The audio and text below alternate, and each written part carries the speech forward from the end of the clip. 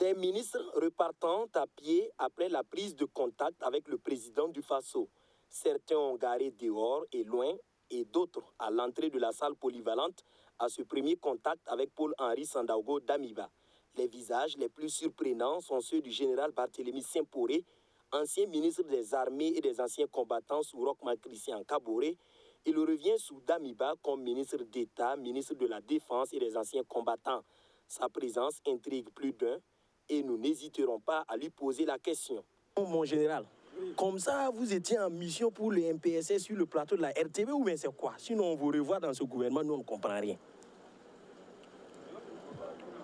C'est vous qui avez assuré que vraiment il n'y avait rien là. Je vous répondrai plus tard. Ah, ok.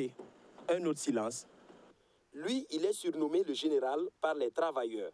Figure emblématique de la lutte syndicale au Burkina Faso, sa nomination au gouvernement Albert Ouedraogo a fait l'effet d'une victoire chez nombre de fonctionnaires. Bassol Mabazié, ministre de la fonction publique, du travail et de la protection sociale, normalement, ses premières décisions doivent être l'augmentation des salaires et la suppression de l'UITS. Mais pour connaître ces décisions, il faut bien qu'il parle. Or, ne pas s'adresser à la presse semblait faire partie des premiers ordres du président Damiba au nouveau ministre. Alors, mon général, la prochaine augmentation des salaires, c'est quand? Quand la prochaine augmentation des salaires? Excusez. On augmente les salaires.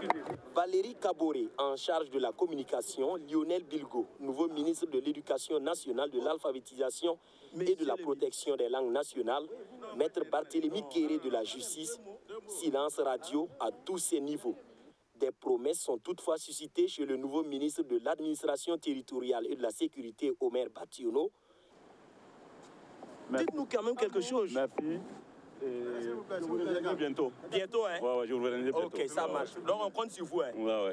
Espoir de courte durée chez le ministre en charge des sports, Abdoul Wahabou Drabo, rien également, même s'il va demander de courir.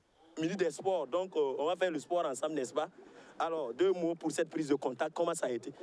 Et courir? Non. À Touga, il n'y a plus de terrain là. Après? Pas facile donc de faire parler quelqu'un à ce premier contact. Dans ce cas, nous accompagnons le professeur Frédéric Ouattara, le nouvel Einstein du gouvernement, chargé de l'enseignement supérieur, et Issaka Sourouema des affaires religieuses et coutumières, repartant à la marche. Personne ne parle à la presse? Ou bien ce n'est pas le moment? Pas de mots. Ah voilà. Ah, comme vous le voyez, ce sont des ordres apparemment militaires qui sont exécutés ici par le gouvernement. Personne ne parle? Voilà au moins 2 mots pour cette prise de contact. Alors, nous on veut juste savoir pourquoi vous avez garé dehors, vous n'êtes pas venu avec votre véhicule comme tous les autres.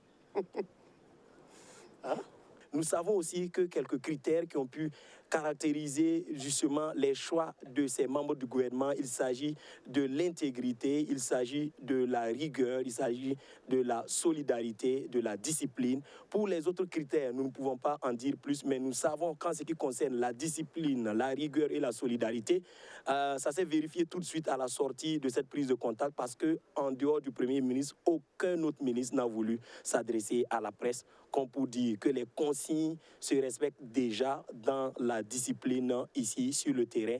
Et comme on le dit, c'est au pied du mur on reconnaît le vrai maçon. Et ces maçons-là sont attendus sur le terrain de la restauration du territoire, le terrain de la reprise des activités au Burkina Faso tout court.